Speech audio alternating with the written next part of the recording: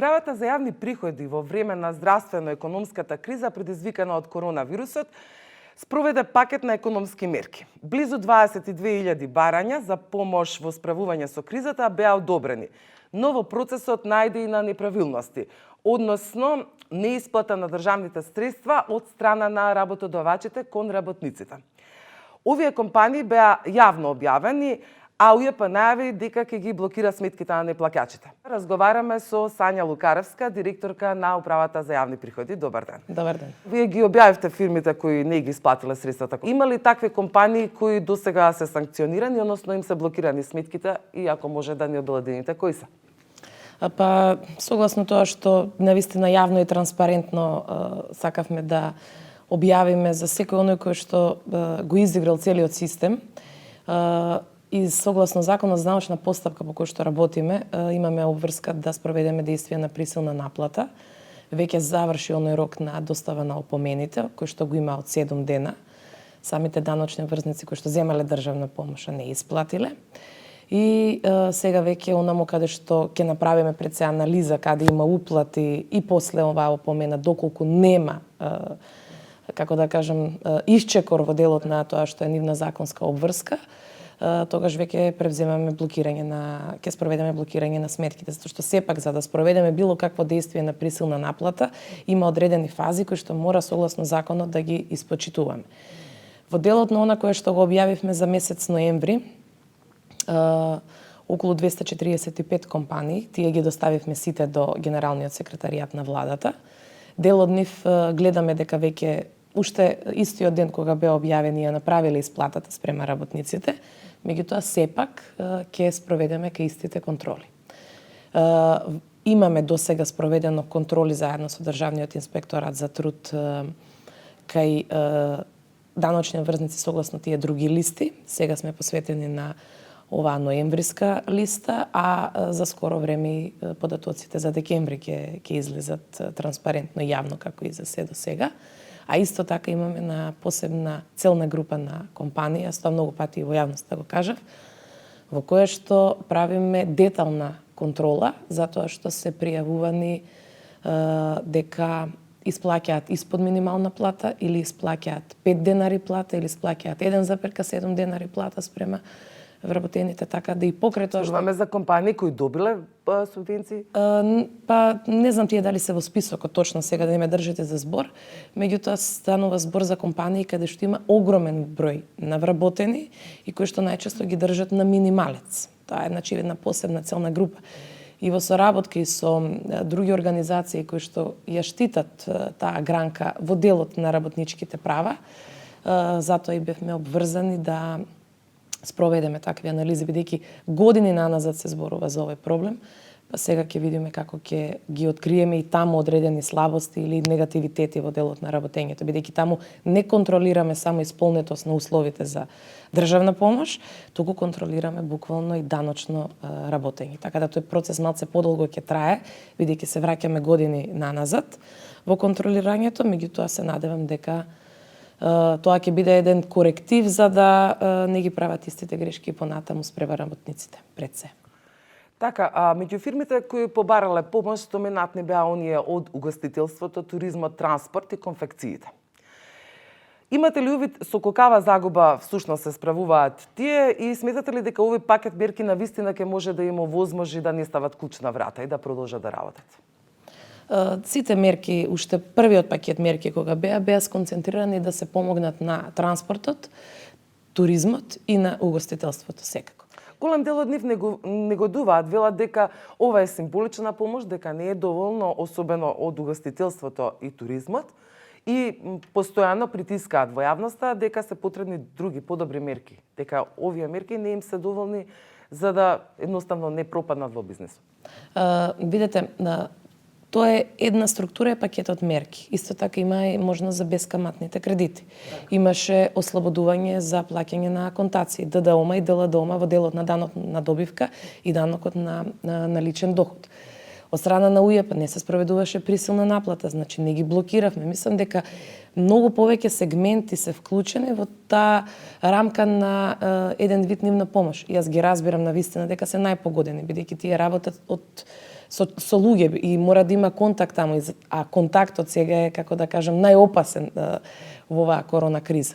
Кога направивме една анализа во март месец... А од друга страна, се извинувам, се истите тие кои верувам дека голем дел од данокот кој го собира државата е од таму, затоа и ве прашувам, имате ли увид колку се намалени, значи доходот во... Па да, тоа сакав да кажам, значи во месец март 2020 кога направивме една анализа, споредбено со месец март 2019 на се она кое што го гледаме ние преку GPRS системот, а потекнува од угостителски објекти, имаа пат на прометот од околу 50%. Така да се гледа дека навистина биле на удар, односно се на удар од оваа економска криза, меѓутоа да не заборавиме дека заеднички со угостителите неопходно е да се бориме и против сивата економија. И тој сегмент е многу битен во цела оваа приказна. Така, апсолутно, но повторно ќе речам дека даноците кои доаѓаат од приватните компании, тука тие велат, па да, државата ги остави онаата цела армија од администрација која 10 месеци, голем дел во фирмите знаеме дека работат во администрацијата, ротираат, работат помалку работно време, голем дел од нив не одеа долго време на работа кога беше карантинот. Од тука не се одзема ниту 1%. Значи, имаше некаков предлог дека може би 10% ако се одзема од платите на буџетските на администрацијата и ако се прелеа во бизнес секторот, односно угостителството и туризмот, може би ќе се постигнеше подобар ефект. Ако причината за оваа оптимална помош е тоа дека толку може државата, верувам дека штом се прават мерките, пакет на мерките, вие калкулирате со тоа со колку државата може да помогне, нели? Верувам дека ако може повеќе, тоа би го направила. Дали се размислуваше на оваа тема? Се размислуваше на повеќе варијанти. Меѓутоа сепак заеднички со институциите и со институцијата која што го покрива овој даночен орган, тоа е Министерството за финансии, и тогаш и сега постојано се разговара да се бараат соодветни средства како да се помогне буквално во овие сектори.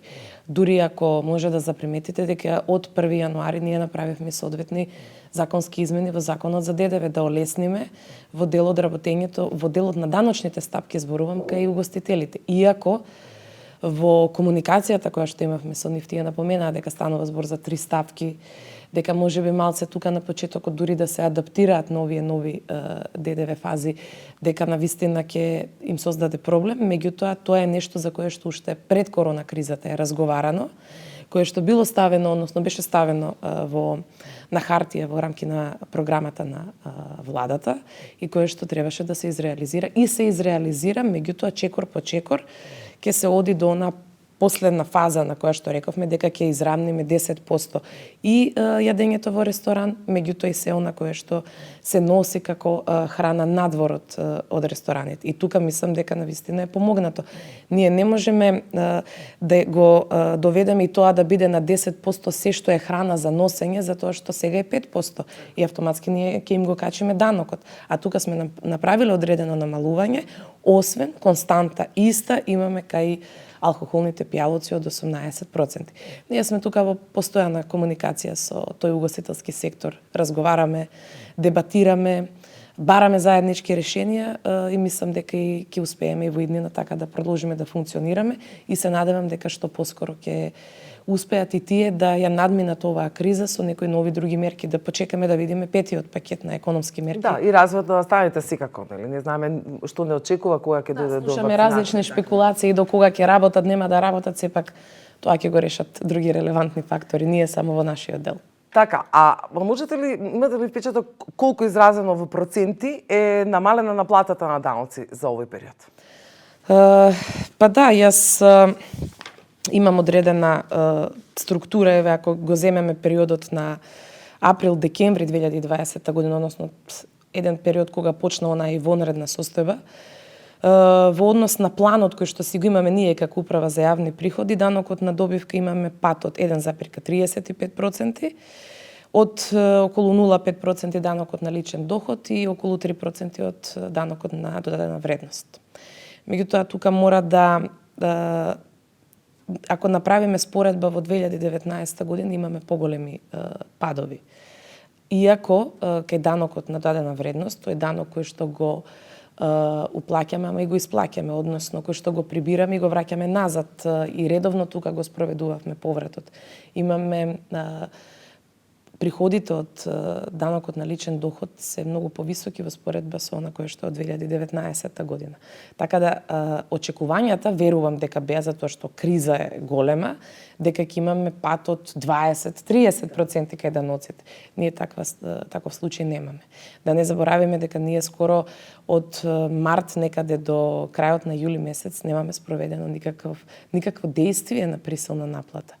А сепак и кога редовното менаџирање на даноците, тоа всушност присилната наплата која што го прави управата за јавни приходи и тие допринесуваат во делот на зголемување на бројки кај наплатата. Околу 10%, односно 9,23% април-декември 2020 во споредба со април-декември 2019 имаме пат. Меѓутоа за цела година кажувам дека навистина бројките се Може да се каже дека ние сме послушна нација која станува збор за даноците. Па или да, една страна е тоа дека навистина имаме даночни дисциплинирани компании пред се големите компании. Тука морам да нагласам и да се заблагодарам за нивната навистина одлична соработка која што имаме.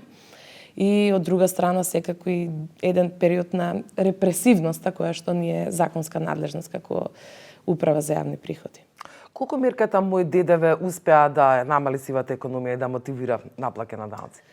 Јас можам да кажам дека тоа е еден сегмент од онаа борба против сивата економија. Можеби да, граѓаните почна интензивно да скенираат сметки, но да не забораваме дека и одредени промени се случија и таму кај таа мерка сега веќе наместо 15% од целиот ДДВ што беше пресметан во сметката да го враќаме, сега враќаме 10% кај странските производи, 20% за домашните производи. Тука некаде имаше реакција одредени граѓани дека се намалува тој износ на сума што треба да им се врати. Меѓутоа мислам дека се зголеми пак оној број на пријавувања кој што го правеа граѓаните преку линијата 198, анонимни пријави и така натаму, во кој што алармираа каде не се издаваат фискални сметки.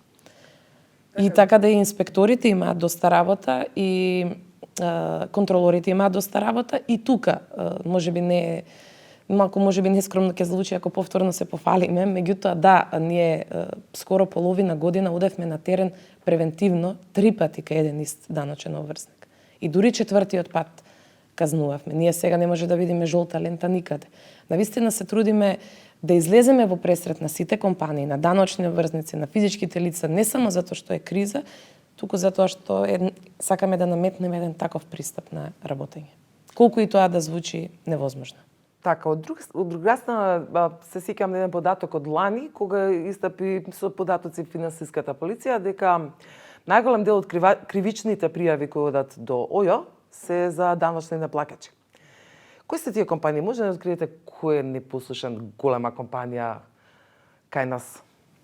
Јас согласно законот за даночна постапка и тој фамозен член 9, немам можност да кажувам податоци стрикно за компании заради даночната тајна. Меѓутоа мислам дека таа соработка која што имаме со финансовата полиција во дел на даночно затајување пред се потекнува и од контроли кои што сме ги вршеле ние. Не постои одредена гранка на компании која што е најзастапена како даночни затајувачи. Значи, тоа го нема. Иако има ситуации каде што да речеме се затвараат фирми, одат веднаш отворен затворен стечај и така натаму.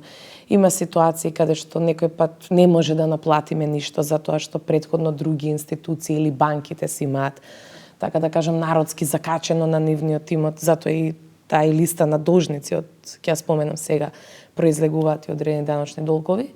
Меѓутоа има доста и физички лица кои што несомнено си делат плата, да речеме, по 2, по 3 милиони, а нивните вработени ги оставаат по 14.500 и така натаму на таа минимална плата. И тука работиме во таа анализа и тука така, кога зборуваме за слободна економија, нели никако не може да се наметне да се најде механизам како да се справиме со овој голем проблем таму каде што има компании кои одлично заработуваат, а кон работниците средствата остануваат исти. Тоа натаму е веројатно прашање за некој друго ресорно министерство. Велите сте флексибилни овој период во однос на блокирање на сметките. Кога зборуваме за физички лица, во овој период се блокираат ли сметки, ќе се блокираат ли натаму? Секако да, затоа што има одредени рокови кои што мора да се испочитуваат. Има одредени законски рокови за кои што сме обврзани да постапиме. Иако се направи неколку пати интервенција околу тој закон за извршување, односно, конечни збори вие го давате, кога УЈП ги блокира сметките, дали тука постои некоја анализа, велите компаниите ги анализирате неплакачите, па ги опоменувате. Ако видите дека евидентно станува збор за луѓе кои едноставно не можат да ги подмират тие средства, дали УЈП има механизам или размислува за таков механизам дека треба да биде тука флексибилен, голем дел од граѓаните ќе останат без елементарни средства. Бевме сведоци и на тоа кога онаа помош од 6000 денари беше на голем дел од луѓето и одземена. Да, во делот на помошта, што беше најпрвен со картички, па потоа одеше преку сметка. Тука мислам дека не е во наш домен, освен ние што ја правиме таа обработка на податоци. Таму знам дека имаше насока оние лица кои што имаат блокирани сметки, да имаат друга сметка за да може да се префрлат парите од таа помош. Ако одредено физичко лице даночен обврзник, после не знам колку пати алармирање, што ние пред да спроведеме било какво блокирање, најпрвен се јавуваме телефонски, па потоа доставуваме опомена, па потоа има фаза на решение, па веќе на крајната фаза е блокирање. Така да можноста за да не биде некој блокиран законска е таа што или да му се одбива 1/3 од плата или 1/3 од пензија. Меѓутоа не можам да кажам дека блокирањето на сметки кај физичките лица станува збор за некаков огромен број на такви случаеви. Навистина не. Во моментов колку луѓе се блокирана сметка? Тие се системски блокади, значи не можам да ви го кажам точниот број затоа што ни јас не го знам во моментов, бидејќи таа бројка се менува ден на ден. Ако на пример вие сте денес блокирана, вие веднаш ќе најдете начин и напор да одите во банка да платите, па веднаш да ве одблокираме, така да се менуваат бројките. Меѓутоа можам да кажам дека многу пати сме инсистирале наместо да блокираме, да се јавиме еднаш, 2 пати, 3 пати, за да најдеме заеднички јазик со обврзникот. Тој има право, ако е правно лице да речеме, бидејќи нив нели ги блокираме, тој има можност да оди да плаќа на рати. Секако дека тука треба да бидеме ние обезбедени, да го обезбедиме тој имот. Има право да даде свој даночен гарант, има право да достави до кај нас некој кој што ќе му го превземе долгот, што не му должи. Значи има различни механизми кои што оставаат за право и можност, тоа се една лепеза на механизми кои што ги имаат на располагање даночните обврзници.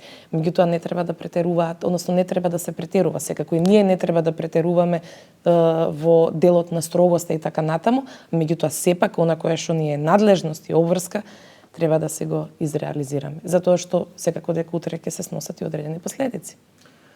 Така, велите дека главно државата е задоволна од наплатата на даноците.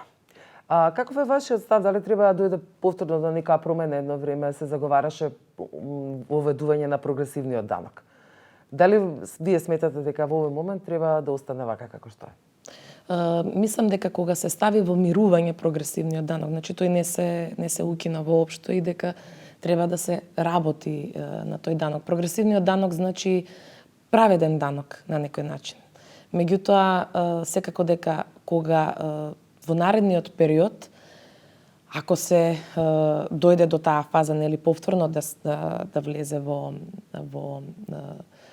самото функционирање на даночниот систем, секако дека повторно треба со коморите, со засегнатите страни, со експертската јавност да се разговара и да се најде најсоодветно решение како, на кои износи ќе одат тие ставки и така натаму. И заеднички сите да го донесеме тоа прогресивно оданочување. Сепак, тука повеќе насоки за работа има Министерството за финансии. Ние сме еден вид на имплементатори, како и за се друго, меѓутоа сепак ќе се борам да го слушнат и нашиот глас, затоа што преку анализата на тие ГДП пријави кои што ги правевме сега кога имав онаа пресконференција за најбогатите во 2019, тоа произлегуваше се нели од она прогресивно оданочување, бидејќи тогаш беше во 2019. Така да има резултати прогресивното оданочување. Најголем пат во данокот на личен доход во тој период значи имало за кириите и кај игрите на среќа, а највисок раст имало во делот на платите. Во делот на таа 2019 за данокот на личен доход. Сега ќе следува 5-тиот пакет на мерки, така што тоа ќе вклучува точно? Искрено не ги знаеме се уште, не го знаеме тој состав на петиот сет економски мерки. Претпоставувам нешто слично ќе биде како и досега. Државната помош само верувам дека ќе се продолжи и понатаму. Ќе важи еве и за јануари, февруари и март. Тоа е моја размислување, да не ме сватат гледачите дека тоа е некоја конечна рамка утврдена. Верувам дека ќе има и одредена помош за оние целни групи кои што не биле опфатени до сега со другите пакети, иако мислам дека такви нема, и секако одредени ослободувања даночни во делот на данок на добивка и данокот на личен доход. Претпоставувам, како што слушав и одредени медиумски појавувања на министерот за економија последно, тој пакет ќе биде од 50 милиони евра, така да очекуваме дека ќе има разноликост на мерките. И ќе бидат баш во насока да помогнат кај оние најзасегнати целни групи. А тука сме ние да ги спроведеме мерките најдобро што можеме. Иако сепак правиме и ние грешки, да не се разбираме погрешно. Така. Лукареска, ви благодарам за гостувањето. Благодарам и на вас на честа.